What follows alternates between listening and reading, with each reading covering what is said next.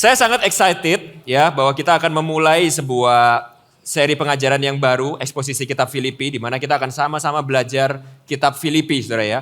Saya nggak tahu dengan saudara, tapi buat saya pribadi, kitab Filipi ini adalah salah satu kitab yang paling indah di dalam perjanjian baru, saudara ya. Nah tadi kita udah sama-sama lihat di opening videonya bahwa tema sentral dari kitab Filipi ini berbicara tentang sukacita, saudara. Bagaimana kita ini punya sebuah sukacita yang tidak tergoncangkan di dalam Kristus. Nah saya nggak tahu dengan saudara ya, tapi menurut saya saudara, sukacita ini adalah hal yang sangat langka di dunia ini akhir-akhir ini, benar nggak saudara? Kalau saudara itu seperti saya ya, menggunakan sosial media gitu, siapa di sini punya Instagram atau sosial media gitu, angkat tangannya boleh. Nah maka saudara tahu, setiap hari kita tuh dibombardir hal-hal itu yang justru membuat kita tuh kehilangan sukacita kita. Benar nggak? Di sini kalau saudara punya Instagram, maka setiap hari hashtagnya tuh apa saudara akhir-akhir ini saudara? Indonesia gelap, kabur aja dulu, benar nggak saudara? Berita-beritanya tuh, aduh, makin lama tuh makin nggak benar. Bukan bikin kita tuh sukacita, malah cenderung bikin kita depresi. Sehingga menurut saya, ya apa yang akan kita pelajari di dalam kitab Filipi ini, saya berdoa dan sungguh-sungguh berharap bisa menjadi sebuah message yang sangat relevan buat kita. Yaitu buat saudara dan saya bisa menghadapi kehidupan ini dengan sukacita yang tidak tergoncangkan. Nah dengarkan saya saudara, ini penting saudara. Kalau saudara itu berpikir bahwa kita ini hanya baru bisa bersukacita saat gak ada masalah, maka saya bisa janji sama saudara, saya bisa garanti saudara tidak akan pernah bisa sukacita di dalam dunia ini. Gak akan saudara. Kenapa? Karena kalau kita jujur sama diri kita sendiri, dan kita cukup jujur dengan realita kehidupan kita, maka hidup kita ini gak akan pernah lepas dari yang namanya itu penderitaan. Benar gak saudara? Kita ini tidak akan pernah lepas dari yang namanya itu problematika kehidupan. Pandemi itu gak pernah pandang KTP saudara. Pandemi pada waktu datang tuh gak ngelihat saudara KTP-nya Kristen atau tidak. Kanker itu juga gak lihat KTP saudara ya. Segala penderitaan dan masalah kehidupan itu tidak membedakan saudara ini orang percaya apa tidak. Saudara percaya Tuhan, saudara tidak percaya Tuhan, di dalam dunia yang sudah rusak sama dosa ini, kita tidak bisa terhindar dari yang namanya penderitaan. Setuju saudara? Oleh sebab itu, kalau kita mau benar-benar punya sukacita yang tidak tergoncangkan di dalam dunia ini, kita tuh perlu sebuah sukacita itu yang dalam. Senggol kanan kirinya saudara. Sukacita yang dalam. Kita tidak bisa memiliki sebuah sukacita itu yang dangkal. Yang cuman hanya sebatas perasaan kita saja. Yang cuman bisa kita ini sukacita karena kita ini gak mengalami masalah atau kita ini terbebas dari permasalahan. Enggak saudara. Kita ini perlu sebuah sukacita yang dalam.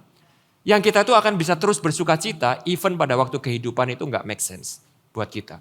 Dan sukacita yang seperti itu adalah sukacita yang kita gak bisa dapatkan secara dangkal hanya di dalam perasaan kita.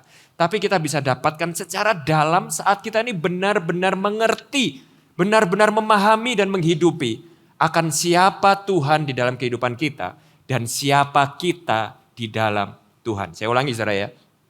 Sukacita yang dalam itu hanya kita miliki saat kita benar-benar mengerti, memahami, menghidupi secara dalam akan siapa Tuhan di dalam kehidupan kita dan siapa kita di dalam Tuhan. Nah itu yang akan kita pelajari selama 2 bulan ke depan di dalam kitab Filipi. Nah hari ini kita akan mulai dari Filipi 1 ayat 1 sampai 2 saudara.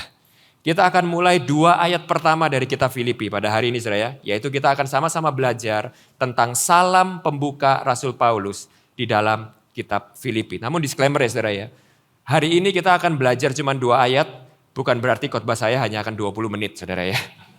Jadi khotbah saya akan tetap 40-45 menit atau bahkan kalau saudara kenal saya ini sudah terkenal yang khotbahnya mungkin paling lama saudara ya. Jadi mungkin akan tetap 50-55 menit. Tapi di satu sisi karena kita harus tetap melihat keindahan di tengah-tengah kegelapan saudara ya. Saya pengen saudara itu juga muncul di dalam hati saudara itu sebuah kekaguman bahwa firman Tuhan itu kayanya itu kayak gitu saudara. Betapa luar biasa kayanya firman Tuhan bahkan pada 2 ayat salam pembuka saja.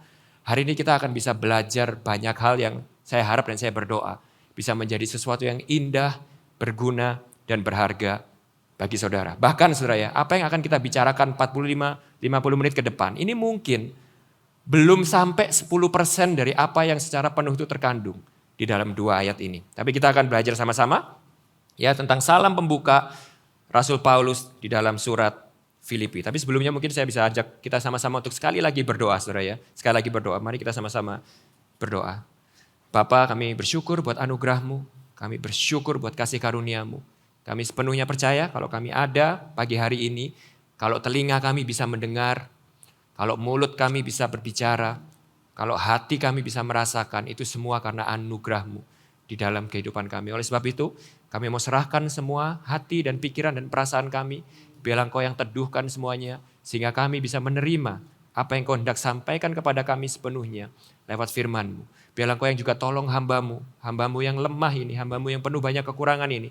Biarlah Engkau yang berbicara kepada jemaat-Mu di tempat ini, terlepas dari kekurangan dan kelemahan hamba-Mu. Bantu hamba-Mu, supaya hamba-Mu bisa memberitakan kebenaran Injil-Mu dengan jelas, dengan singkat, dengan clear kepada jemaat-Mu, supaya jemaat-Mu benar-benar bisa menerima dan mendapatkan sepenuhnya apa yang Kau hendak sampaikan kepada kami di tempat ini pada pagi hari. Dimuliakanlah nama-Mu di tengah-tengah kami. Di dalam nama-Mu kami berdoa dan mengucap syukur. Amin.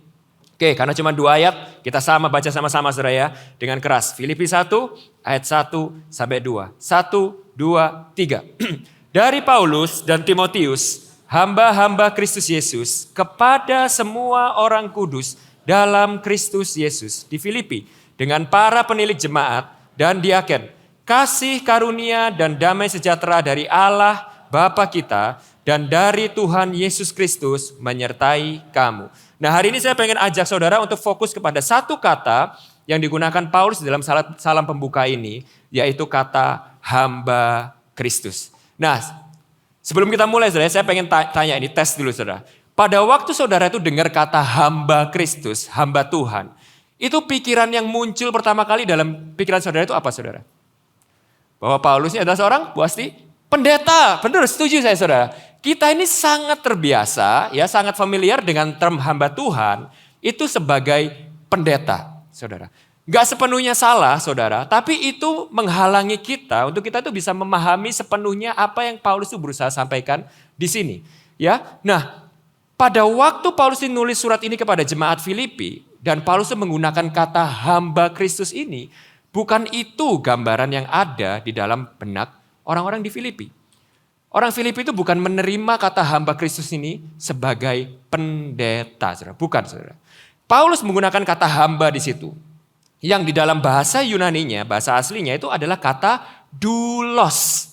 Siapa di sini familiar dengan kata doulos itu?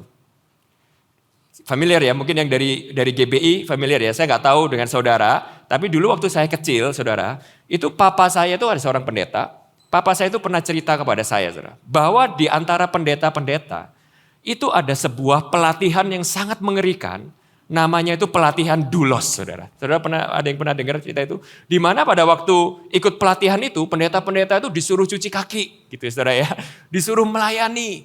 Terus dibentak-bentak gak boleh marah gitu ya. Diperlakukan seperti apa tuh gak boleh marah. Harus belajar menjadi hamba. Nah apa yang terjadi saudara? Nah karena kata doulos itu, kalau di dalam konteks zaman kita hari ini, kata yang lebih tepat dipakai itu adalah kata budak. Nah budak itu beda dengan sekedar hamba saudara.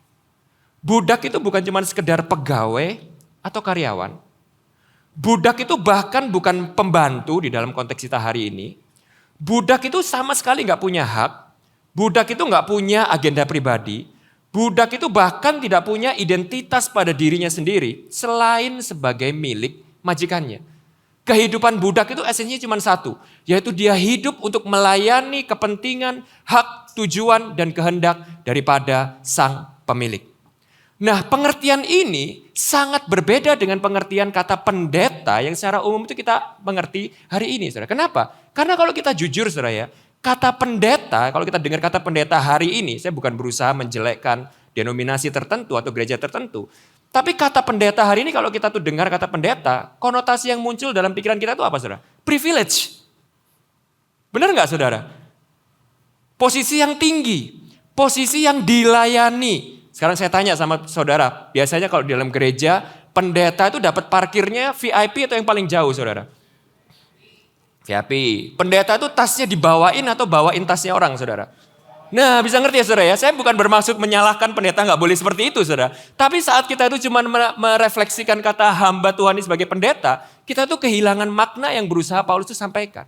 Sehingga pada waktu surat ini ditulis kepada jemaat Filipi, bukan seperti itu gambaran yang ada di dalam benak orang Filipi. Bayangkan seekor anjing saudara ya. Seekor anjing, kalau saudara tuh lihat ada seekor anjing di jalan, lalu saudara lihat anjing itu pakai kalung saudara. Sebagus-bagusnya anjing itu, kalung itu artinya cuma satu. Artinya apa saudara? Bahwa anjing itu miliknya seseorang. That's it. Saudara tidak akan pernah melihat anjing itu kalungnya tulisannya mungkin ada namanya gitu saudara ya. Billy. Sorry kalau ada yang namanya Billy di tempat ini. Saya ganti aja ya, Anthony gitu saudara ya. Saya minggu lalu tuh baru kenalan dengan jemaat baru namanya Billy. Saya nggak kelihatan di mana. Ada Billy hadir di tempat ini. Ada. Oh itu di sana Bill. Sorry Bill. Anthony, oke? Diganti aja namanya Anthony, oke? Nanti rekaman diedit ya. Anthony nama anjingnya, saudara ya. Maka saudara nggak akan melihat anjing itu tulisannya itu nama Anthony, hobi, basket, cita-cita, jadi pilot. Nggak ada saudara. Nggak ada seekor anjing itu yang memiliki seperti itu. Kenapa? Karena kalung dari anjing itu meskipun memiliki nama dan sebagus apapun anjing itu, arti kalung itu cuma satu. Yaitu bahwa identitas dia dan kehidupan dia itu adalah cuma jadi pemilik daripada sang pemiliknya. Properti daripada sang majikan. Dan itulah gambaran budak. Nah pada waktu konteks Paulus menulis surat ini saudara, ada beberapa cara orang itu bisa menjadi budak di dalam hidupnya. Yang pertama, cara paling umum saudara, yaitu gini. Pada waktu bangsa saudara itu kalah perang, atau bangsa saudara itu akhirnya dijajah oleh bangsa lain, maka warga negara dari bangsa yang kalah ini pada umumnya itu akan menjadi budak daripada warga negara oleh bangsa yang menang. Saudara bisa ngerti ya. Nah pada waktu Paulus menulis surat ini kepada jemaat Filipi, keadaan di Filipi itu adalah gini saudara. Kalau saudara tahu sejarah, Filipi ini adalah bagian daripada bangsa Yunani. Ya, Paulus menulis surat ini dari Roma, ribuan kilometer dari kota Filipi. Nah kota Filipi ini adalah bagian daripada Yunani. Nah tapi kalau saudara lihat sejarah itu saudara ya, pada waktu itu Yunani itu dipimpin oleh seorang pemimpin karismatik muda yang bernama Alexander Agung. The Great Alexander. Nah singkat cerita, Alexander Agung ini hidupnya berakhir tragis. Dia mati di usianya yang masih muda. Lalu pada waktu dia mati, Yunani ini terpecah-pecah saudara. Nah Filipi ini sebagai salah satu pecahan dari bangsa Yunani ini menjadi kekuasaan atau dikuasai oleh bangsa Romawi. Sehingga saudara keadaan kota Filipi pada waktu itu, saya baca di sebuah komentari, kurang lebih sepertiga atau bahkan lebih dari penduduk Filipi itu berstatus sebagai dulos dari bangsa Romawi. Oke? Nah, cara yang kedua saudara, cara yang sangat umum terjadi di konteks zaman itu untuk menjadi budak itu adalah gini. Kalau seseorang itu berhutang sesuatu pada orang lain, dan saudara itu nggak bisa bayar hutang itu, maka salah satu cara yang paling umum itu adalah saudara itu memberikan diri saudara untuk menjadi dulos daripada orang itu saudara. Dan parahnya gini juga saudara, kalau saudara bahkan itu nggak cukup, maka kadang yang orang lakukan itu adalah gini, anak-anaknya itu dikasih juga untuk menjadi budak daripada orang ini. Sehingga saudara pada zaman itu ada orang-orang itu yang sudah sejak lahir itu nggak punya identitas lain dan nggak punya status lain dalam kehidupannya. Dia sejak lahir itu sudah menjadi budak daripada seseorang. Saudara bisa bayangin ya, dari lahir ditanyain temennya cita-citamu apa, dia nggak bisa ngomong jadi astronot saudara. Tapi dari lahir kehidupannya agendanya cuma satu, identitasnya cuma satu, yaitu jadi budak kepada seseorang yang dimana dia tidak bisa membayar hutangnya kembali kepada orang tersebut. Intinya apa? Intinya ini saudara. Pada waktu Paulus membuka salam ini dengan mengidentifikasi dirinya sebagai budak, itu bukan sebuah gambaran yang exciting atau menarik bagi para pembaca di Filipi. Nah jadi pertanyaannya adalah gini, kalau gitu kenapa Paulus ini membuka suratnya dengan memperkenalkan dirinya sebagai dulos? Kalau kita baca di surat-surat yang lainnya, Paulus itu seringkali juga memperkenalkan dirinya sebagai rasul atau utusan Kristus. Kenapa dia perlu memperkenalkan dirinya dengan sebuah gambaran itu yang sangat tidak menarik, sangat tidak menyenangkan buat orang-orang yang membaca suratnya. Pada umumnya kalau kita ini menulis sebuah surat Dan kita pengen pembaca kita ini untuk tertarik dengan surat kita tuh nggak akan membuka surat kita dengan sesuatu yang seperti ini. Benar nggak saudara? Nah tapi apa ya yang dilakukan Paulus di sini? Apa signifikansinya yang Paulus coba tekankan di sini? Nah sebelum kita bisa menjawab pertanyaan tersebut, kita ini harus memikirkan terlebih dahulu apa tema sentral dari kitab Filipi. Ya, tadi kita udah lihat di opening video saudara ya, banyak teolog tuh berpendapat dan saya setuju bahwa surat Filipi itu adalah surat yang paling bahagia di dalam seluruh Alkitab, saudara. Terutama paling bahagia di dalam perjanjian baru, khususnya itu surat-surat yang ditulis oleh Rasul Paulus. Kenapa? Satu, Paulus itu bukan orang yang quiet nice loh saudara. Kalau saudara itu tahu Rasul Paulus ya, dan saudara itu baca surat-surat lainnya di dalam perjanjian baru, Paulus itu termasuk orang yang lumayan galak. Paulus itu nulis surat ke Efesus, ke Galatia, ke Korintus, itu kalau saudara baca ya, suratnya Paulus itu penuh dengan omelan-omelan saudara. Penuh dengan teguran-teguran yang keras. Bukan teguran lunak loh saudara. Teguran yang keras. Dia bahkan marah terhadap beberapa masalah itu yang dia lihat di dalam gereja-gereja tersebut. Tetapi di Filipi, kalau saudara itu baca surat Filipi, itu tidak ada, hampir tidak ada sama sekali Paulus itu ngomel, menegur atau marah di situ. Sebaliknya, surat ini tuh seakan-akan ditulis dengan luapan sukacita oleh Paulus. Paulus menyebutkan kata sukacita atau bersukacita itu sebanyak 16 kali di dalam surat yang sangat pendek ini. Pendek suratnya saudara, cuma 4 pasal, 104 ayat, tapi dia mengulang kata sukacita dan bersukacita itu sebanyak 16 kali. Sehingga seringkali surat Filipi ini disebut sebagai the book of joy. The epistle of joy. Surat sukacita.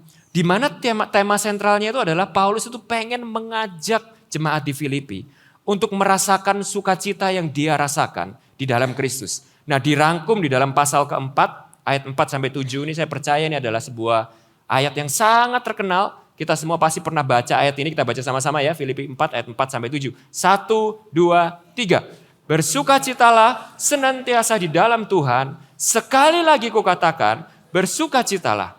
Hendaklah kebaikan hatimu diketahui semua orang. Tuhan sudah dekat. Janganlah hendaknya kamu khawatir tentang apapun juga.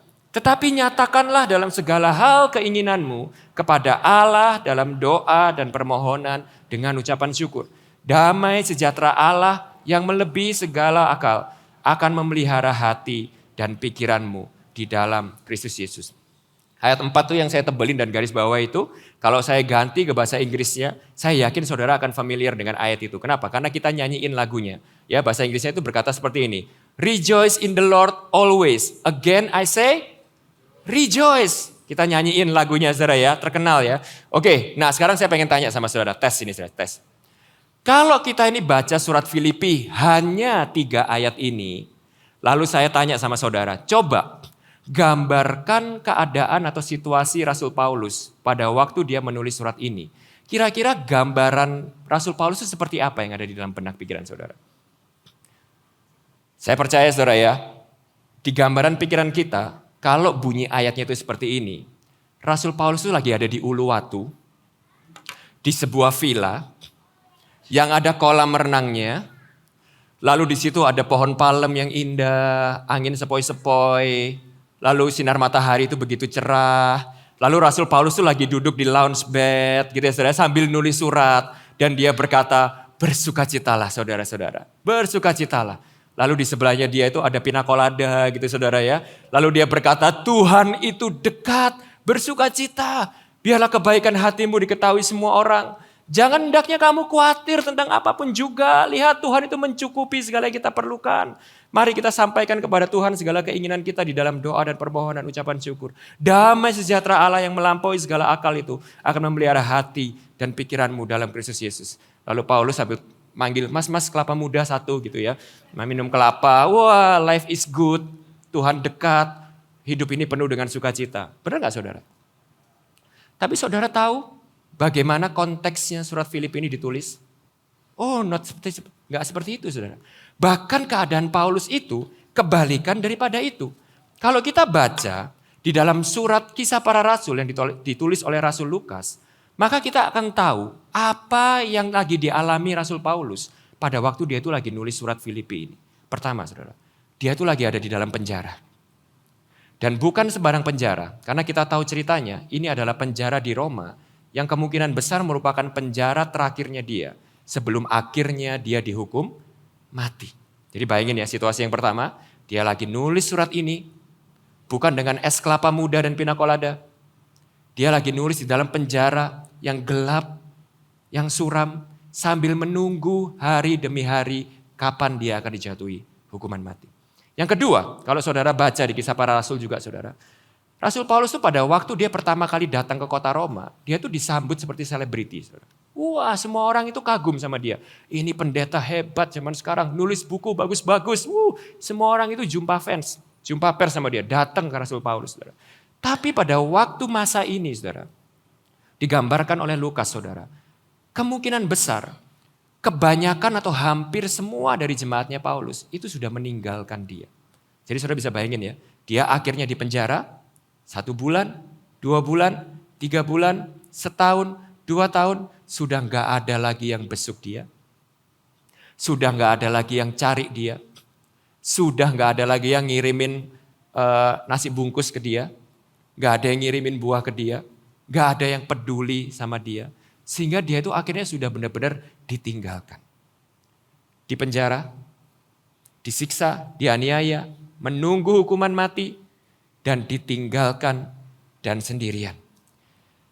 Tapi justru disinilah Paulus itu berkata, ada sebuah sukacita yang membuat aku, walaupun aku merasakan semuanya itu, walaupun aku ditinggalkan sendirian dan aku begitu menderita, tapi aku tidak pahit, aku tidak sakit hati, melainkan Paulus berkata apa? Kebaikan hatiku itu justru memancar ke semua orang, sehingga akhirnya dia berkata di Kisah Para Rasul, karena dia di penjara, semua orang di penjara itu bisa diberkati karena pelayanannya dia, saudara. Lalu sukacita ini membuat Rasul Paulus itu hatinya begitu penuh, sehingga dia berkata, Tuhan itu dekat, aku tidak perlu khawatir akan apapun juga. Aku bisa sepenuhnya bersandar kepada pemeliharaan Tuhan dan kasih Tuhan.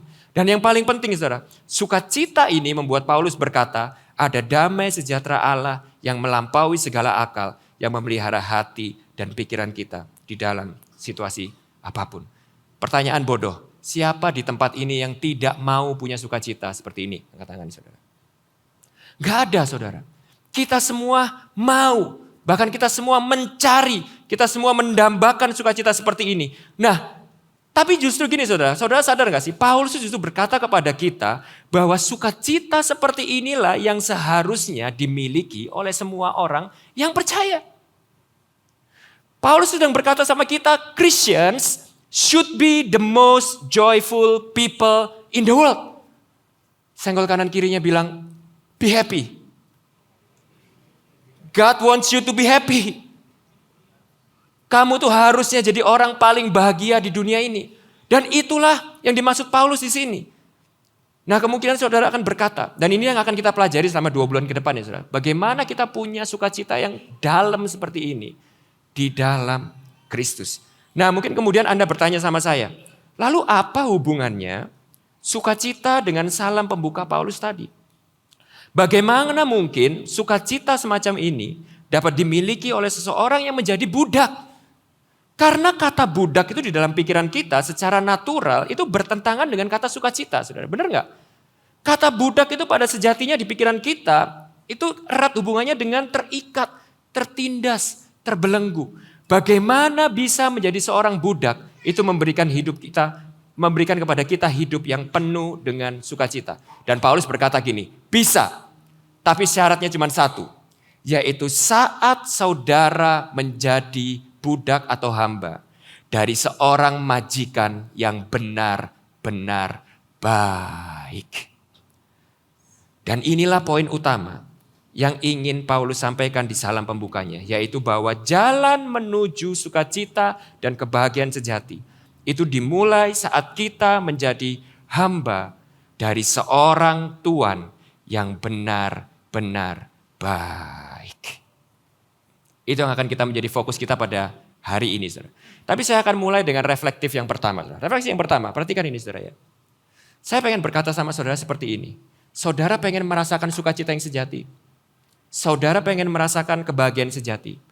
Sukacita dan bahagia itu saudara, bukan kita dapatkan pada waktu kita ini jadi raja atas diri kita sendiri. Sukacita dan kebahagiaan itu bukan kita dapatkan pada waktu kita ini bebas di dalam diri kita sendiri. Menjadi bos atas diri kita sendiri. No. Saudara mau bahagia dan benar-benar sukacita di dunia ini, step yang pertama, langkah yang pertama adalah melayani Tuhan dan melayani sesama kita. Dan saya kasih tahu kepada saudara, ini kontrakultural dengan kehidupan zaman ini. Kenapa? Kita ini hidup di zaman yang kita ini selalu dibombardir dengan informasi dan ajaran. Kalau kamu mau sukacita dan bahagia, kuncinya itu adalah engkau tuh harus mendapatkan sebanyak-banyaknya untuk dirimu sendiri. You have to be free for yourself. Engkau harus kejar apa yang kau mau. Engkau harus bisa bebas menjadi raja atas dirimu sendiri. It's about you, and you. Kalau kamu mau bahagia, kuncinya adalah love yourself, serve yourself, do whatever please yourself. Kejar semua yang kau mau, dapatkan segala sesuatunya untukmu. Tapi Alkitab berkata, no. Kamu pakai cara itu, you will be depressed. Engkau akan frustasi. Dan itu terbukti saudara. Dunia yang semakin egois ini 50 tahun sebelumnya ya, 50 tahun ke belakang, 20 tahun ke belakang, sampai hari ini. Saya pengen tanya sama saudara, jawab dengan jujur. Apakah dunia ini tambah happy saudara? Apakah dunia ini tambah happy? Dengan segala kepintarannya, dengan segala kecerdasannya, dengan semua privilege dan luxury yang kita punya di dunia ini, apakah dunia ini lebih happy? Of course not. Nah di sini Alkitab mengajarkan kepada kita sesuatu yang bertolak belakang dengan pola dunia, yaitu ini. Kalau engkau mau happy, truly happy, benar-benar punya sukacita yang sejati, maka kebalikan dari dunia ini. Engkau justru harus berpaling dari berfokus pada dirimu sendiri. Dan fokus pada melayani Tuhan dan sesama. Jadi you will be happy not when you get as many for yourself, no. But when you give out as many from yourself to serve God and serve people. Nah itu poin yang pertama dan itu refleksi. Yang pertama saudara. Nah dan kita juga harus tahu saudara ya bahwa Alkitab mengajarkan kepada kita bahwa kita ini semua itu adalah seorang hamba daripada sesuatu atau seseorang saudara. Gak ada satupun daripada kita itu yang benar-benar merdeka dan bisa berkata, aku benar-benar hidup untuk diriku sendiri dan tidak melayani apapun atau siapapun dalam kehidupanku. Gak ada saudara. Saudara sadari maupun gak sadari. Saudara setuju maupun gak setuju. Saudara senang atau gak senang dengar ini saudara ya. Kita semua itu hidup melayani sesuatu yang kita percaya dapat memelihara kita, melindungi kita, mencukupi kita, memberikan kita makna hidup, menjamin kehidupan kita. Dan siapa itu? Itu adalah yang kita layani sebagai Tuhan di dalam kehidupan kita. Kita semua punya Tuhan saudara dalam hidup ini. Atau bahkan kalau saya boleh katakan, kita semua ini membutuhkan seorang Tuhan di dalam kehidupan ini. Setiap orang punya Tuhan yang berbeda-beda. Tapi ada satu hal yang sama, kita semua percaya bahwa Tuhan kita itulah yang bisa menjamin kehidupan kita. Satu hal yang semua hamba di dunia ini harapkan, yaitu assurance, jaminan. Dan kita semua hari ini saudara, sedang melayani sesuatu yang kita percaya bisa memberikan jaminan itu atas kehidupan kita. Jaminan keamanan, jaminan kebutuhan, jaminan kelangsungan hidup. Itulah mengapa kita menurutinya, melayaninya, mendambakannya, dan bahkan memberikan hidup kita untuk melayani Tuhan tersebut. Siapa itu di dalam hidup kita? Hanya kita yang benar-benar bisa menjawab dengan jujur di dalam hati kita. Bagi beberapa orang, mungkin uang. Uanglah yang bisa menjamin masa depanku. Kalau aku punya uang, baru hidupku ini akan berarti, baru identitasku itu ada, baru aku akan bahagia. Bagi beberapa orang lain mungkin kesuksesan dan signifikansi diri. Bagi beberapa orang lain mungkin wujudnya adalah anak atau pasangan hidup. Bagi orang lain mungkin kesehatan, kenyamanan, penerimaan, pengakuan, dan masih banyak lagi. Tapi intinya gini saudara, apa atau siapa yang paling kita kejar dan harapkan di dalam hidup kita untuk memberikan kepada kita jaminan rasa aman dan bahagia dalam hidup kita. Timothy Keller dalam bukunya Counterfeit Gods berkata, siapa Tuhan kita yang sebenarnya dalam hidup kita? Itu adalah sesuatu yang kita tuh di dalam hati kita yang paling dalam. Kita lihat kepada hal itu dan kita berkata, hanya kamu. Kalau aku memiliki kamu, maka hidupku akan berarti dan aku akan merasa berharga, bahagia, dan aman. Sebaliknya, kalau aku tidak punya kamu, kalau aku kehilangan kamu, maka hidupku akan hancur. Refleksi yang kedua, siapa itu? Atau apa itu di dalam hati kita, saudara? Apa di dalam hati kita tuh yang setiap pagi saudara bangun itu ada di pikiran saudara.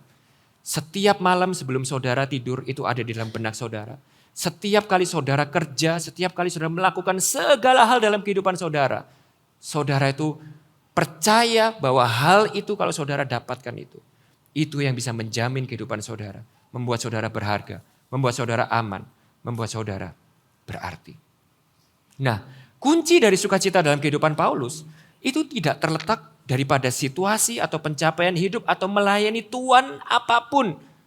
Selain daripada Tuhan yang sangat baik yang begitu mengasihi dan menjamin hidupnya. Yaitu namanya Yesus Kristus. Paulus di salam pembukanya ini kayak gini loh saudara. Kayak orang tuh yang sedang memamerkan kebanggaannya. Di dalam dia itu bekerja untuk seseorang tuh yang benar-benar bisa menjamin hidupnya dan menyelamatkan hidupnya. Saudara pernah punya seorang teman gitu ya, yang baru diterima kerja di sebuah company terkenal gitu, atau bekerja untuk tokoh politik gitu ya, atau selebriti. Lalu setiap hari dia tuh flexing membanggakan, hey guys, gua sekarang kerja di sini. Pernah saudara? Di Instagramnya dia foto di depan kantornya, Instagram dia foto sama bosnya gitu ya saudara ya. Bahkan mungkin ke gereja, pelayanan asyir, kalau yang lain pakai tag asyir, dia pakai tag company-nya gitu ya saudara ya. Saking bangganya dia gitu ya, aku sekarang kerja di sini, aku sekarang bisa kerja buat orang ini loh. Saudara pernah ya ketemu orang seperti itu ya? Saat dia itu begitu bangga untuk kerja untuk seseorang. Nah di sini tuh ini yang Paulus lakukan di salam pembukanya. Pada waktu dia bilang, aku ini budak Kristus. Seakan-akan Paulus sedang berkata begini saudara. Siapa sih kalian, jemaat Filipi, siapa sih yang selama ini kalian layani dan harapkan? Kaisar Romawi? Which is pada waktu itu jemaat Filipi itu banyak saudara. Yang mendewakan Kaisar Romawi karena mereka percaya dan berharap Kaisar Romawi ini yang bisa baik sama mereka. Menyelamatkan hidup mereka. Dewa-dewa Yunani, uang, kesuksesan. Kalian harapkan mereka yang bisa memberikan kenyamanan, keamanan dan kebahagiaan hidup itu? No. Datanglah dan dengarlah. Aku mempunyai seorang Tuhan yang jauh lebih baik daripada semua itu. Aku ingin memperkenalkan dia kepada kalian semua. Namanya Yesus Kristus. Itu yang sedang Paulus lakukan di salam pembukanya ini. Ada sukacita sejati, ada kebahagiaan sejati di dalam hidup ini. Yaitu pada waktu kita melayani seorang Tuhan yang benar-benar baik dan mampu menjamin kehidupan kita dan mampu merawat hidup kita. Dan orang itu namanya adalah Yesus Kristus. Nah gak berhenti sampai di situ saudara, kalau saudara baca. Setelah Paulus itu memperkenalkan dirinya, dia kemudian lanjut dengan menyapa jemaat di Filipi dengan kata-kata seperti ini. Kepada semua orang kudus dalam Kristus Yesus di Filipi. Nah kata kudus saudara dalam bahasa aslinya, di sini adalah bahasa Yunani itu hagios. Atau di dalam bahasa Ibrani itu kados. Yang secara harafiah itu sebenarnya berarti seperti ini, saudara. Dipisahkan atau dikhususkan untuk sesuatu. Nah konteksnya itu adalah gini, saudara ingat gak di perjanjian lama, kalau hari ini kan kita kalau beribadah, kita mau beribadah kita datang ke gereja di tempat ini ya saudara ya. Kalau orang-orang di perjanjian lama mau datang ke beribadah, mereka datang kemana saudara? Ke Bait Allah. Saudara ingat ya di perjanjian lama ya saudara ya. Dan saudara tahu kan Bait Allah itu gak sembarangan orang bisa masuk dan melayani di situ. Orang-orang yang melayani di dalamnya maupun alat-alat yang dipakai di dalamnya itu gak bisa pakai orang sembarangan atau alat-alat sembarangan saudara. Harus orang-orang tertentu dan alat-alat tertentu yang sudah dikhususkan, dipisahkan, dikuduskan untuk bisa masuk ke dalam bait Allah itu. Kalau hari ini enggak saudara. Tumbler Starbucks bisa masuk saudara ya. Saudara bisa masuk bawa kopi. Ya saudara beli gorengan di depan saudara bisa masuk gak apa-apa. Dan kita semua di tempat ini gak ada satupun di antara kita ini orang hebat. Gak ada orang yang istimewa, spesial, dikhususkan secara spesial untuk kita itu akhirnya layak bisa masuk sini. Enggak. Tapi di zaman itu saudara, gak bisa. Kalau sembarangan orang dan sembarangan alat itu dipakai untuk melayani Tuhan di dalam bait Allah, apa yang terjadi saudara? Mati. Nah sehingga pada waktu Paulus pakai kata ini, kamu ini adalah orang-orang kudus, hagios. Kamu itu adalah alat-alat dan orang-orang yang sudah dipisahkan, dikhususkan, dilayakkan. Untuk sekarang kamu bisa layak melayani Tuhan. Bisa ngerti ya saudara? Bayangkan apa yang terjadi di dalam hatinya jemaat Filipi pada waktu itu. Renungkan coba saudara. Siapa jemaat di Filipi ini? Siapa? Satu, mereka bukan bangsa Yahudi. Jadi kalau pakai peraturan perjanjian lama, satu mereka ini sudah disqualified, saudara. Mereka nggak layak untuk melayani Tuhan. Kedua, tadi kita udah sama-sama renungkan. Banyak dari mereka tuh yang dulos, bukan orang hebat. Bukan konglomerat. Bukan orang-orang yang dipandang hebat oleh dunia ini. Mereka adalah rakyat biasa. Mereka bahkan tuh bangsa yang dihitung kafir oleh bangsa Yahudi. Mereka budak, mereka bekerja cuma sebagai buruh, saudara. Mereka berasal dari bangsa yang nggak kenal Allah. Sama seperti saudara dan saya. Kita ini terletak ribuan bahkan puluhan ribu kilometer dari Israel saudara. Kita ini bukan bangsa Yahudi, harusnya bukan hitungan. Harusnya tidak masuk di dalam rencana Allah. Kita ini bukan siapa-siapa. Dalam ukuran manusia aja gak ada satupun di tempat kita ini yang hebat patut dibanggakan. Tetapi tahu bagaimana Paulus mengadres mereka. Paulus berkata kamu adalah hagios. Kamu bukan sembarangan orang. Kamu bukan sembarangan alat yang dipakai untuk melayani Tuhan. Kamu adalah orang-orang yang sudah dipisahkan, dikhususkan secara khusus untuk layak melayani Tuhan. Sehingga akhirnya yang dimaksud Paulus di sini adalah gini saudara. Yang sedang Paulus lakukan di sini adalah menegaskan kepada jemaat di Filipi tentang identitas mereka. Bahwa mereka adalah orang-orang yang juga menerima anugerah yang sama.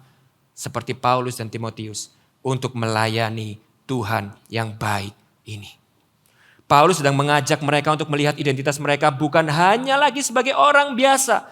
Bukan lagi apalagi sebagai orang-orang berdosa. Tetapi orang-orang yang sudah diselamatkan dan dibenarkan dan sekarang sudah dilayakkan dan dikhususkan untuk melayani Tuhan yang kudus dan suci ini. Refleksi yang ketiga. Apakah melayani Tuhan atau kata hamba Tuhan itu menjadi sesuatu yang membosankan, menjenuhkan, memberatkan hati kita. Atau adalah sesuatu itu yang kita tuh bisa renungkan dan kita tuh lihat itu sebagai anugerah dan privilege yang luar biasa, saudara. Coba renungkan, saudara. Kita udah kehilangan sense of wonder kepada kata melayani Tuhan dan menjadi hamba Tuhan. Kalau kita hari ini dengar, mari kita layani Tuhan. Saya percaya itu di dalam hati kita sudah lebih memiliki sebagai konotasi yang rendah daripada sebuah panggilan yang tinggi. Benar gak saudara? Males, bosen, jenuh. Kayak gak ada orang lain aja. Kayak harus aku aja. Saudara tahu bukan seperti itu bagaimana jemaat Filipi pertama kali mendengar kata ini. Dikhususkan bagi Allah. Dilayakkan bagi Tuhan untuk melayani Dia. Yang kedua, apakah hidup kita itu benar-benar hari ini dikuduskan bagi Tuhan? Saya tanya sama saudara ya. Apakah hidup kita hari ini itu benar-benar kita khususkan untuk melayani Tuhan, saudara? Apakah pekerjaan kita, bisnis kita itu kita khususkan untuk melayani Tuhan?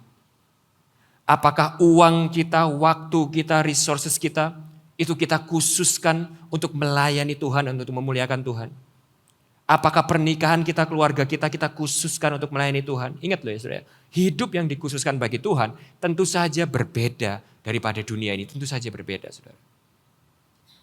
Dan apakah itu yang orang bisa lihat dan nilai tentang hidup kita? Bahwa kita adalah orang-orang di dalam pekerjaan, pernikahan, pergaulan, pelayanan kita, hobi kita, waktu kita, tenaga kita.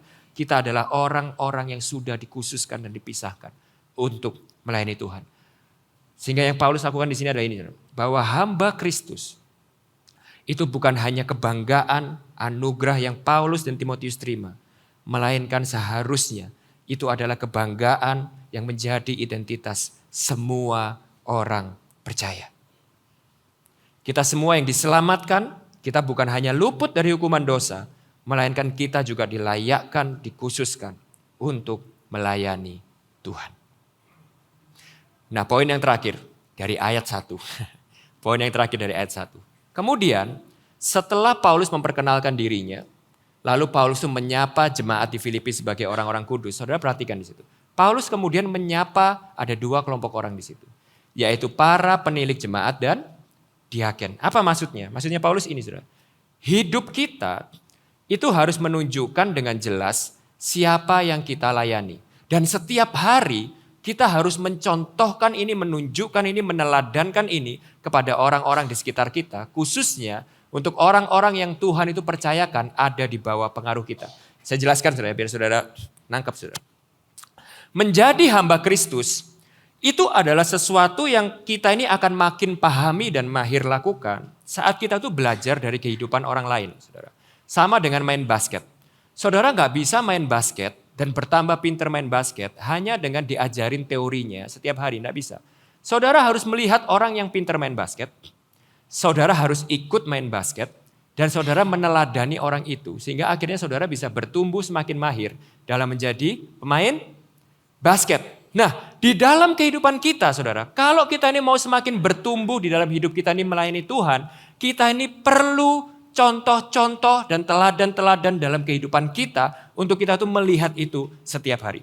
Saudara, ini saya cerita sedikit tentang kehidupan saya. Saya kalau hari ini ada di tempat ini, saudara ya, dan bisa jadi hamba Tuhan di tempat ini, itu adalah sesuatu yang Tuhan kerjakan di dalam diri saya, tetapi itu karena juga ada orang lain yang hidupnya itu begitu berdampak dan menginspirasi kehidupan saya. Saya itu waktu kecil, saudara ya, meskipun saya ini lahir, status saya itu langsung anak gembala. Saya waktu lahir tuh langsung nyanyi, aku adalah anak gembala gitu ya. Selalu riang serta gembira gitu. Enggak, saudara ya. Saya meskipun lahir dengan status sebagai anak gembala. Tapi dari kecil saya tuh malas ke gereja, saudara. Saya ini adalah anak pendeta bukan yang patut diteladani, tapi yang nakal, saudara ya. Sehingga kalau saudara itu berasal dari Surabaya, dan saudara pada waktu kecil, saudara itu sekolah minggu di Surabaya, mungkin saudara pernah dengar berita ini. Bahwa dulu pada waktu saya di Surabaya, saya ini terkenal sebagai anaknya pendeta A yang nakalnya minta ampun, saudara. Oke? Sehingga banyak sekali dari orang tua yang para pendeta itu bilang sama anak-anaknya, nih kamu jangan temenan sama anaknya Pak A itu ya.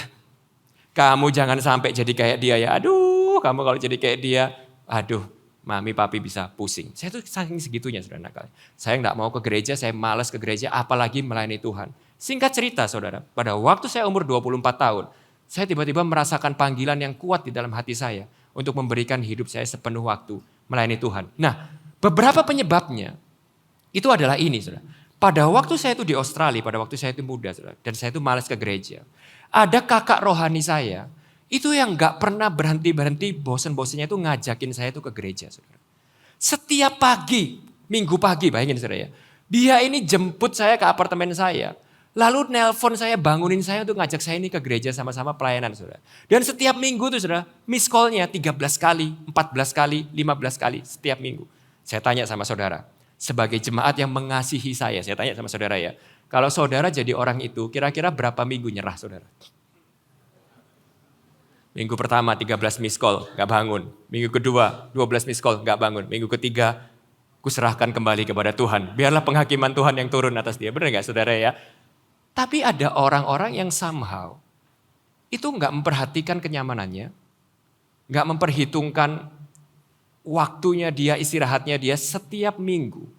Dia nyetir bawa mobilnya itu ke apartemen saya, which is gak sesuai dengan jalan yang harusnya dia lewati. Setiap pagi, 13 miss call, 14 miss call, 15 miss call, gak berhenti-berhenti. Hanya untuk ngajakin saya ke gereja dan pelayanan. Sampai akhirnya saudara, saya ini mau ikut. Karena awalnya saya merasa terpaksa, jujur aja saudara. Tapi sampai akhirnya, sampai hari ini, saya terus melayani Tuhan. Yang pertama. Yang kedua, pada waktu saya mulai melayani Tuhan, hidup saya ini masih jatuh bangun. Jatuh bangun. Tapi saya melihat ada orang-orang itu yang gak pernah menyerah atas kehidupan saya. Ada gembala saya, ada gembala komsel saya, ada orang-orang ini yang saya tuh sampai bingung. Kenapa mereka tuh meninggalkan segala kenyamanannya. Bahkan meninggalkan segala karirnya, pekerjaannya. Mereka tuh seharusnya nggak harus melakukan pengorbanan yang sampai segitunya. Tapi mereka tuh rela mengorbankan waktu, kenyamanan dan yang mereka punya untuk melayani Tuhan dan melayani sesama, termasuk orang-orang seperti saya. Sehingga akhirnya pada waktu saya melihat contoh-contoh seperti itu, pada waktu saya umur 24 tahun, saya tiba-tiba berkata sama Tuhan, saya pengen melayani Engkau sepenuh waktu, sama seperti Engkau memakai orang-orang tersebut.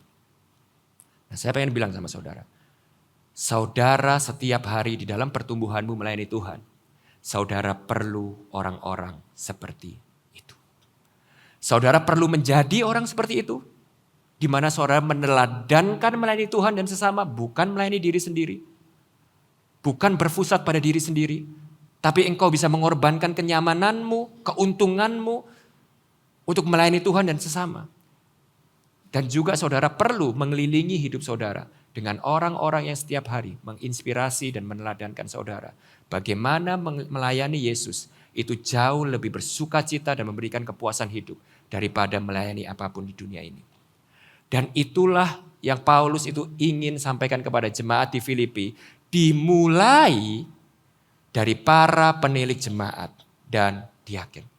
Sehingga teguran yang bagian ini, saudara, saya khususkan kepada teman-teman para pastors, leaders, gembala, penilik jemaat, dan diaken di tempat ini. Saya pengen tanya, ada berapa gembala komsel hadir di tempat ini? Ada berapa banyak pastors and leaders di tempat ini? Angkat tangan. Oke, kita semua ya, ini biar jemaat lihat ya, ini saksi ya saudara. Pastors, leaders, teman-teman para gembala, teman-teman para pemimpin, teman-teman para orang tua di tempat ini. Ingat, kita udah belajar 2 minggu lalu, orang tua itu juga pastors. Ini adalah salah satu tugas terhormat dan terpenting dalam kehidupan kita. Yaitu apa? Memberikan teladan menjadi seorang hamba di dalam melayani Tuhan dan sesama kita. Pastors, leaders, gembala komsel, kita bukan bos di gereja ini. Tapi kita adalah pelayan Tuhan yang paling tinggi di dalam memberikan teladan pelayanan kepada jemaat di tempat ini. We are not bosses of the church, we are the chief servants of the church. Pastor, pemimpin, gembala di tempat ini, kita bukan dipanggil menjadi teladan, menjadi VIP di gereja. Tetapi sebaliknya, kita harus menjadi teladan terbaik dalam melayani, bukan dilayani.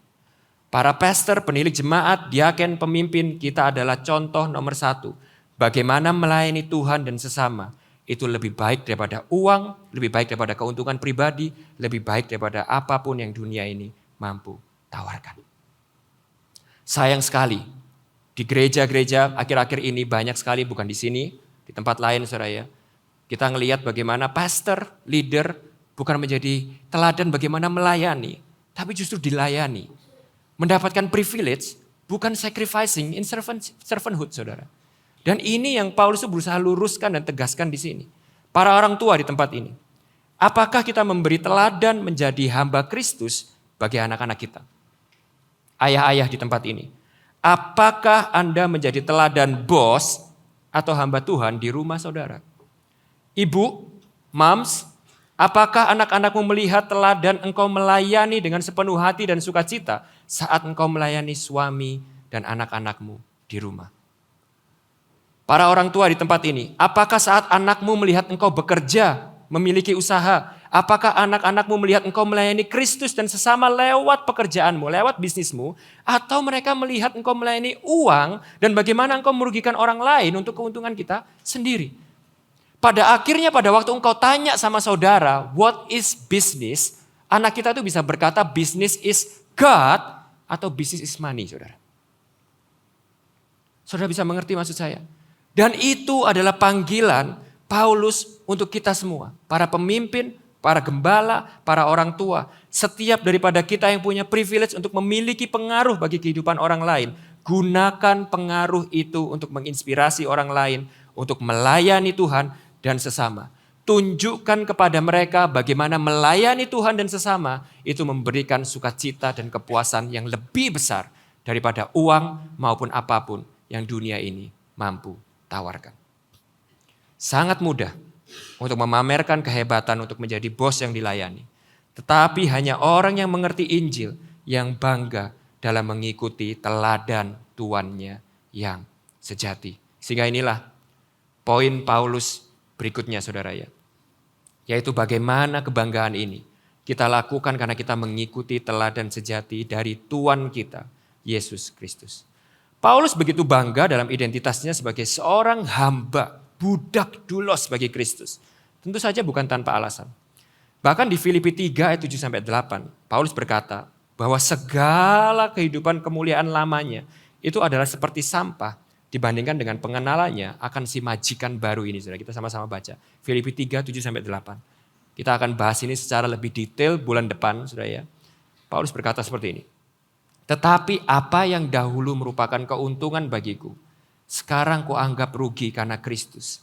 Malahan segala sesuatu kuanggap rugi karena pengenalan akan Kristus Yesus Tuhanku. Garis bawah kata Tuhanku itu ya. Lebih mulia daripada semuanya.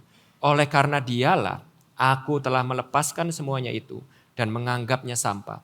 Supaya aku memperoleh Kristus. Sekarang saya pengen saudara bayangkan ya saudara. Ini kebalikan dari pengalaman seorang budak pada umumnya. Kalau saudara itu menjadi seorang budak, maka saudara itu seharusnya ngomong seperti ini. Saudara. Dulu kehidupanku itu indah, dulu kehidupanku itu begitu mulia, dulu kehidupanku itu begitu berharga, tapi sekarang semuanya itu hilang, dan sekarang aku itu kehilangan semuanya itu dan aku menjadi budak seseorang. Benar gak saudara? Tapi saudara bisa lihat di sini, ini sesuatu yang paradoks dalam pengertian umum. Paulus berkata justru sebaliknya saudara. Dan Paulus ini bukan orang biasa loh saudara. Jangan pikir Paulus ini dulu hidupnya susah, sekarang dia jadi hamba Tuhan hidupnya jadi lebih enak. Oh no. Paulus dulu orang yang sangat dipandang di masyarakat. Paulus punya banyak sekali hal yang dia tuh patut banggakan sebagai seorang manusia. Paulus adalah guru agama yang mengajar Taurat dengan hebat, ahli Taurat yang hebat. Dia orang yang terpandang secara sosial di bangsa Yahudi. Tapi Paulus berkata, semuanya itu sampah, kuanggap rugi. Justru saat dia itu menjadi budak daripada seorang Tuhan yang baru. Nah kata Tuhanku di situ ya, karena pengenalan akan Kristus Tuhanku. Kata Tuhanku di situ saudara. Bahasa aslinya itu Kyrios. Bahasa Yunani itu Kyrios saudara. Kita kalau dengar kata Tuhanku ya dalam konteks kita hari ini, kita udah terlalu terbiasa. Kita cuma pikir itu kayak my God. My God. Tapi kata Kyrios itu sebenarnya artinya bukan my God saudara. Kata Kyrios itu artinya adalah majikan. Lord, Tuanku. Jadi dengan kata lain Paulus itu berkata ada sebuah kebanggaan yang lebih besar. Ada sebuah kemuliaan yang lebih besar. Ada sebuah kebahagiaan dan sukacita yang lebih besar. Yang aku tuh tinggalkan semua dibandingkan kehidupan lamaku dulu yang meskipun mungkin orang pandang itu hebat, gak ada artinya. Dibanding sekarang aku menjadi budak daripada Kyriosku yang baru. Tuanku yang baru. Nah kenapa demikian saudara? Kenapa demikian? Nah, tadi kita udah bahas ya saudara ya. Saudara kan mungkin gini, saudara kan pernah ya, tadi kita udah sama-sama bahas, dengar orang atau teman saudara itu yang menyombongkan dirinya untuk bekerja untuk seorang selebriti atau tokoh politik tadi saudara kan keren. Waduh flexing di Instagram setiap hari ya. Gitu. Mungkin kalau aku kerja untuk Mario dan Yesi itu mungkin perasaannya kayak gitu ya. Wih, bos gue terkenal gitu ya. Dokter Mario dan Dokter Yesi gitu. Wah, setiap hari kita pamer di sosial media seperti itu ya. Aku kerja untuk artis ini, tokoh politik ini. Tapi saudara pernah nggak saudara? Ketemu sama seseorang yang mungkin bukan bekerja untuk seseorang yang terkenal. Yang mungkin bukan bekerja untuk tokoh politik atau selebriti. Tapi dia tuh bercerita sama saudara seperti ini. Aku bekerja untuk bosku ini, tuanku ini. Dia itu adalah Tuhan yang benar-benar baik. Yang kalau nggak ada dia hari ini, aku mungkin hari ini tuh nggak ada. Pernah saudara ketemu sama orang tuh yang dia tuh bekerja kepada seorang tuh yang sudah begitu berjasa bagi hidupnya. Menyelamatkan hidupnya. Sehingga dia tuh berkata, aku nggak mau kerja sama orang lain. Aku nggak mau kerja sama perusahaan apapun. Aku cuman mau bekerja untuk dia seumur hidupku. Kenapa? Karena kalau nggak ada dia, hari ini aku nggak akan ada seperti ini. Dia sudah begitu baik, dia sudah begitu berjasa, dia sudah begitu berkorban begitu banyak bagi aku, hambanya. Saudara pernah ya? Nah itu saudara, meskipun tadi contoh yang pertama itu keren, tapi nggak ada bandingannya dengan hal yang kedua. Hal yang kedua itu jauh lebih dalam.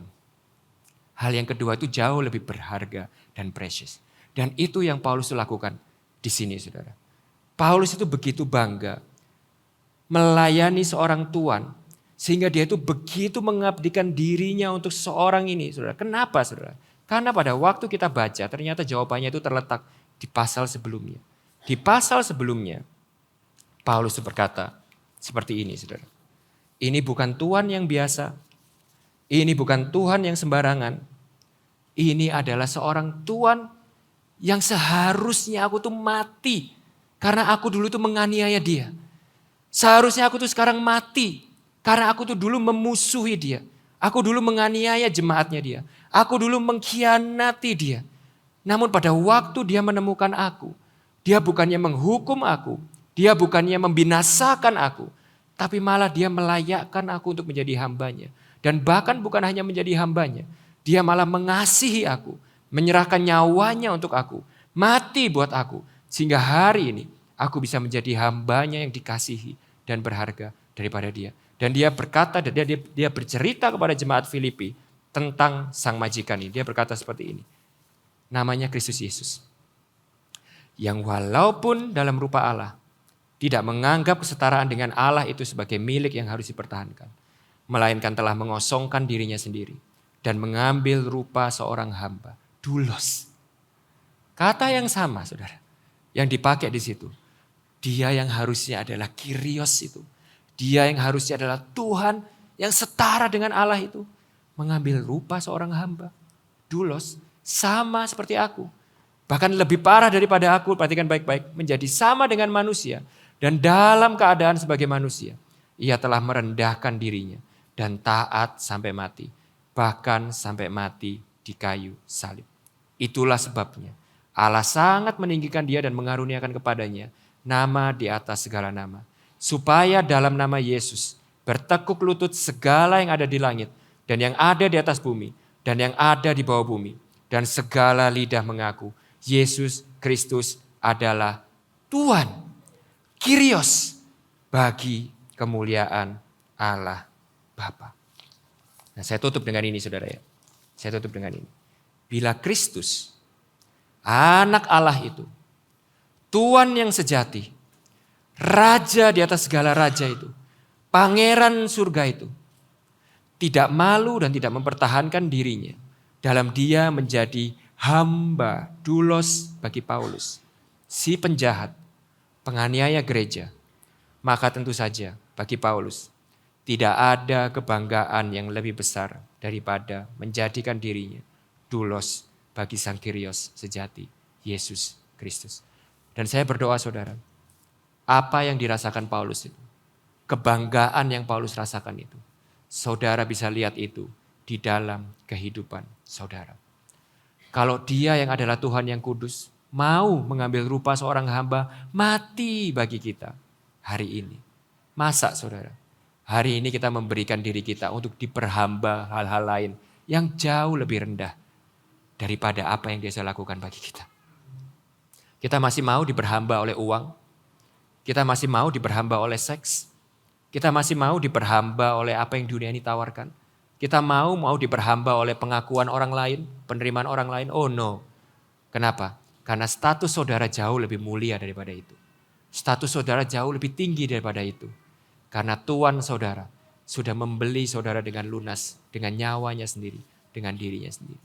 Dan kalau ada di antara saudara yang hari ini, mungkin hati saudara sudah kehilangan kemegahan atau pengagungan atas anugerah kita bisa melayani Tuhan. Saudara mulai jenuh dalam melayani dia. Saudara udah mulai kehilangan amazement atau sense of wonder dalam kita bisa melayani Tuhan. Hari ini kita diingatkan bahwa melayani Tuhan adalah anugerah yang mulia. Yang Tuhan kita sudah terlebih dahulu lakukan bagi kita. Tunjukkan bagi kita. Nah, sambil kita menyiapkan hati dan pikiran kita untuk perjamuan kudus, saudara. Saya ajak saudara untuk kita sama-sama baca ayat yang terakhir, saudara, yaitu ayat yang kedua. Filipi 1 ayat kedua. 1, 2, 3. Kasih karunia dan damai sejahtera dari Allah Bapa kita dan dari Tuhan Yesus Kristus menyertai kamu. Kasih karunia dan damai sejahtera. Ini bukan hal yang umum yang menyertai kehidupan seorang budak. Namun inilah yang Paulus katakan saudara, akan menyertai kehidupan kita hamba-hamba Tuhan. Jadi saudara harus tahu, pada waktu kita menjadi hamba Tuhan, pada waktu kita menjadi hamba Kristus Yesus, hidup bagi Kristus Yesus, hidup di dalam Kristus Yesus, kita itu diperbudak oleh kasih karunia dan damai sejahtera Allah. Nah sekali lagi di sini Paulus ingin mengajak kita refleksi yang terakhir saudara, merenungkan yang terakhir. Siapa majikan kita akan menentukan kehidupan kita. Kalau Anda memiliki Tuhan yang benar dan baik, maka hidup Anda hasilnya akan ini, saudara. Anda akan penuh dengan kasih karunia dan damai sejahtera. Tapi kalau saudara melayani Tuhan yang keliru, kalau saudara melayani majikan yang keliru, maka saudara akan mengalami kebalikan daripada kasih karunia dan damai sejahtera. Saudara akan mengalami kekhawatiran, ketakutan, ketidakpastian, keresahan, kebimbangan saat Anda menjadi hamba dari Tuhan yang salah. Nah sekarang refleksi yang terakhir. Kalau kita boleh jujur saudara ya. Saya harap kita masing-masing refleksi dengan jujur di dalam hati kita masing-masing. Kalau kita boleh jujur. Bagaimana kehidupan kita saat ini? Bagaimana kehidupan Anda saat ini? Apakah Anda bisa dengan jujur dan yakin berkata bahwa hidup Anda itu penuh dengan sukacita, kasih karunia, dan damai sejahtera Allah. Karena Anda dengan yakin adalah milik dari seorang Tuhan yang begitu mengasihi dan menjamin kehidupan saudara. Atau saudara tahu di dalam lubuk hati saudara yang paling dalam, agama saudara Kristen, tapi kehidupan kita setiap hari masih penuh dengan ketakutan, kekhawatiran, ketidakpastian, dan keresahan. Kalau saudara melayani uang, tentu saja hidup saudara akan selalu penuh dengan ketakutan, kekhawatiran, ketidakpastian. Datanglah krisis ekonomi, datanglah pandemi, maka sukacita damai sejahtera itu akan hilang daripada hidup saudara. Kenapa? Karena saudara tahu Tuhan yang saudara layani tidak akan mampu menyelamatkan saudara. Kalau saudara melayani perasaan saudara, tentu saja saudara akan hidup penuh dengan kemarahan, keresahan, kebimbangan, kebingungan. Kenapa? Karena saudara tahu perasaan saudara selalu berubah-ubah. Dan perasaan saudara adalah Tuhan yang tidak bisa diandalkan. Kalau saudara diperbudak oleh pengakuan dan penerimaan orang lain, maka hidup saudara akan dipenuhi perasaan bersalah, kemarahan, kemunafikan, iri hati, benci terhadap diri saudara sendiri, penyesalan. Kenapa? Karena saudara tahu diri saudara sendiri ini bukan Tuhan yang patut diandalkan, yang tidak bisa mendapatkan pengakuan dan penerimaan orang lain yang sempurna. Kalau saudara hari ini menyadari kebutuhan saudara akan kasih dan damai yang sejati, inilah undangan Paulus yang pertama bagi kita semua. Yaitu untuk memberikan hidup kita. Melayani Tuhan yang benar. Bukan uang, bukan kesuksesan, bukan diri kita sendiri. Tapi Tuhan yang benar-benar mampu menyelamatkan dan menjamin kehidupan kita. Namanya Yesus Kristus, Sang Kyrios sejati. Mari kita sama-sama bangkit berdiri.